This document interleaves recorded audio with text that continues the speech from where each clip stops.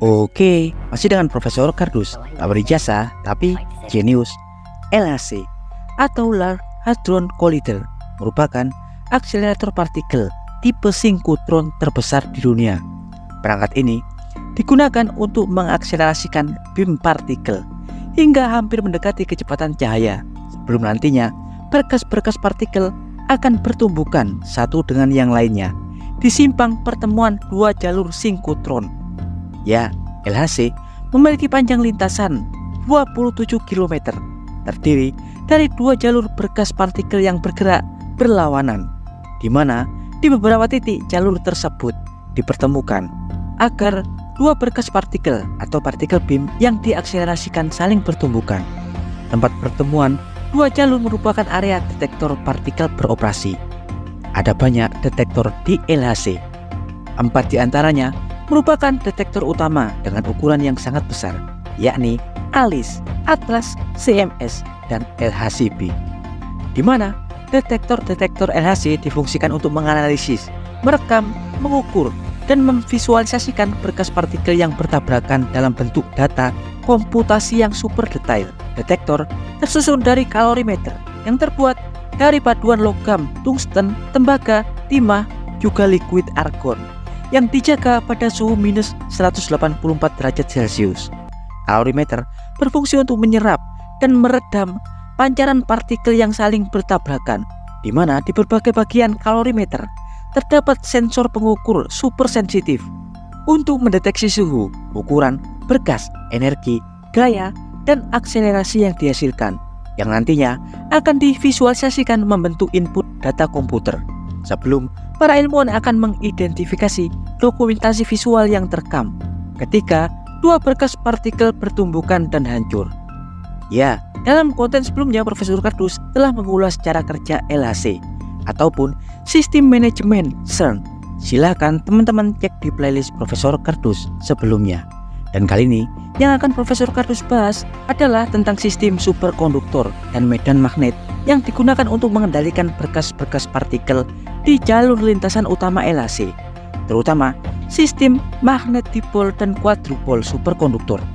Dan untuk lebih jelasnya, silakan teman-teman simak videonya dan jangan lupa like, subscribe, dan tekan tombol lonceng channel Profesor Kardus. Tak berijazah tapi genius untuk mendapatkan informasi dan notifikasi terbaru dari sudut-sudut bumi dan sudut-sudut alam semesta lainnya. Ya, tahukah Anda, akselerator partikel terbesar di dunia, yakni LHC, saat ini diketahui mampu beroperasi dengan mengakselerasikan partikel hingga di kisaran energi 7-13 tera elektron volt atau 10 juta kali lebih besar daripada siklotron atau akselerator partikel pertama yang digunakan untuk menemukan plutonium pada tahun 1940-an. LHC bekerja pada lintasan toroidal atau melingkar sepanjang 27 km dengan dua jalur lintasan yang dibuat dari medan magnet superkonduktor dipol dan quadrupol yang didinginkan ekstrim secara kriogenik dengan helium cair hingga 1,9 Kelvin atau minus 271 derajat Celcius. Ya, dalam konten sebelumnya Profesor Kardus telah banyak mengulas tentang bahan-bahan superkonduktor, di mana bahan superkonduktor menghasilkan sifat-sifat superkonduktivitas. Di antaranya mampu menciptakan resistensi arus listrik nol, yang artinya arus listrik yang dialirkan pada bahan superkonduktor akan murni mengalir tanpa hambatan. Dan yang kedua, bahan superkonduktor akan menghasilkan medan magnet tingkat tinggi, bahkan dapat menghasilkan efek Meissner, di mana bahan superkonduktor mampu mengeluarkan medan magnetnya hingga berada di luar bahan. Ya, efek Meissner dan arus medan magnet bolak-balik sangat penting untuk mengakselerasikan juga menggerakkan partikel dan mengendalikan partikel pada jalur lintasan LHC. Akselerator LHC menggunakan rongga superkonduktor dalam lintasannya yang biasa disebut dengan rongga RF atau radio frekuensi. Rongga RF inilah yang mampu meningkatkan energi berkas partikel hingga di kisaran tera elektron volt. Rongga RF dibuat dari bahan superkonduktor, yakni lempengan tembaga yang dililit dengan helai kawat niobium titanium, yang nantinya rongga RF akan didinginkan dengan perangkat kriomodul atau sistem aliran helium cair, hingga bahan superkonduktor mampu mencapai suhu minus 271 derajat Celcius, hingga akan mendapatkan efek superkonduktivitas yang sempurna. Ya, LHC dibangun menggunakan lintasan menekuk berbentuk toroidal atau lingkaran, dengan dua lintasan atau beam lines, berkas partikel yang disebut rongga radiofrekuensi dalam keadaan vakum yang terlilit oleh arus listrik dan medan magnet, di mana dua lintasan bergerak berlawanan. Lintasan tersebut dibuat dari jalur kriomagnet, yakni 1232 jalur magnet kriodipol dan 392 magnet quadrupol.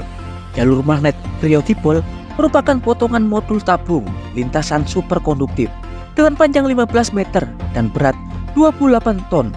LHC tersusun dari 1232 tabung lintasan kriodipol yang di dalamnya tersusun dari bejana vakum, rongga kriogenik pendinginan suhu dari liquid helium cair, dan kemudian jalur lintasan beam radiofrekuensi yang terbuat dari bahan superkonduktor, yakni kumparan tembaga yang dililit oleh bahan neodymium titanium. Seperti namanya, pada tabung lintasan kriodipol, bentuk medan magnet adalah dipol atau dua kutub yang saling berhadapan. Pada akselerator, penggunaan sistem magnet dipol umumnya digunakan untuk membengkokkan jalur berkas partikel saat berakselerasi dengan kecepatan hingga mendekati kecepatan cahaya. Ya, asal Anda tahu, setiap berkas susunan partikel, contoh proton, dengan ukuran panjang 30 cm umumnya berisi lebih dari 100 miliar partikel proton yang bergerak. Proton-proton tersebut sangat energik dan bergerak tak terkendali. Oleh karena itu, jalurnya harus disesuaikan pada lintasan medan magnet dipol, di mana berkas partikel yang sangat ringan akan digerakkan oleh arus magnet berosilasi dan kemudian dikendalikan agar tetap pada jalur di ruang vakum. Karena bahan superkonduktor memiliki sifat mengeluarkan medan magnet atau efek Meissner. Ya, efek Meissner inilah yang nantinya digunakan untuk mengendalikan berkas di jalur vakum atau rongga RF, dan susunan magnet dua kutub atau dipol digunakan agar partikel bisa dibelokkan karena bentuk lintasan LHC berbentuk toroidal atau melingkar.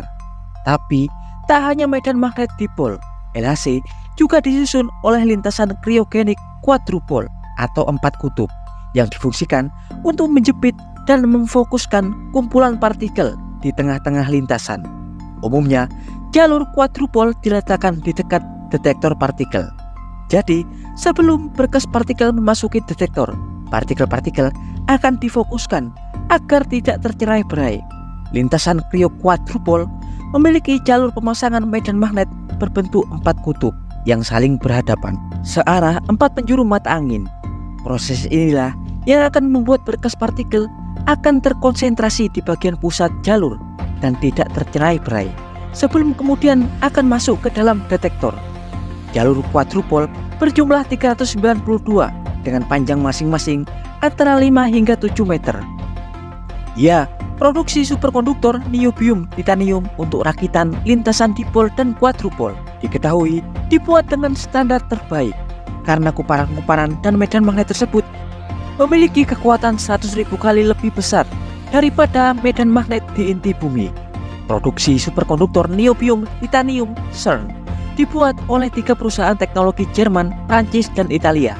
Di antaranya Alstom Jemong dari Prancis, dan kemudian Ansaldo superkonduktor dari Italia, dan Nuklir Babcock 0 dari Jerman. Ya, blok superkonduktor dipol dan quadrupol di atas lintasan RF umumnya terbuat dari lempengan tembaga yang dililit oleh untaian helai kawat paduan niobium titanium. Dan tahukah Anda, sistem kriogenik LHC membutuhkan sekitar 120 ton helium cair untuk mendinginkan total 36.000 ton bahan superkonduktor setiap harinya yang berada di jalur lintasan akselerator partikel, dan kemudian arus listrik sebesar 200 MW per hari. Karena itulah biaya operasional LHC bisa mencapai 10 triliun rupiah dalam 1 tahun operasional.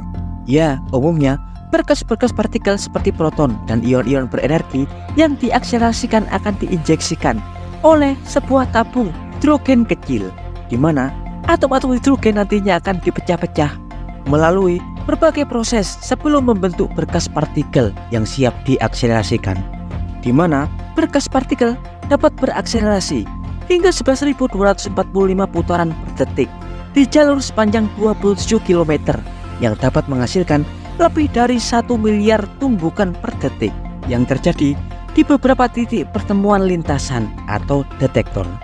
Ya, dan demikian sekilas informasi singkat tentang struktur magnet dipol dan quadrupol LHC.